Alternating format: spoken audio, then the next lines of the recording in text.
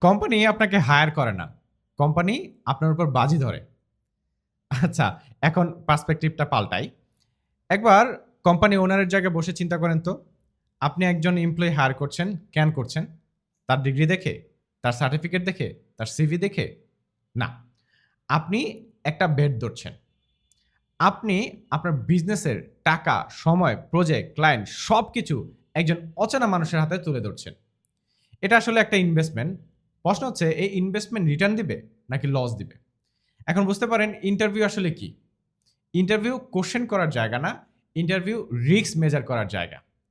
Company ভাবছে এই মানুষটাকে ক্লায়েন্টের সামনে বসানো যাবে? এই মানুষটাকে ডেডলাইন দিলে ডেলিভার করবে? প্রবলেম হলে পালাবে নাকি দাঁড়িয়ে থাকবে? ভুল করলে অডিট করবে নাকি এক্সকিউজ বানাবে? নতুন কিছু শিখতে বললে শিখবে নাকি বলবে আমি তো এভাবেই করি? একটা কথা মনে রাখবেন, কোম্পানি স্কিলের জন্য স্যালারি দেয় না, কোম্পানির প্রেডিক্টিবিলিটির জন্য স্যালারি দেয়। কারণ বিজনেসের সবচেয়ে এক্সপেন্সিভ জিনিস মিস্টেক না, আনসার্টেনিটি।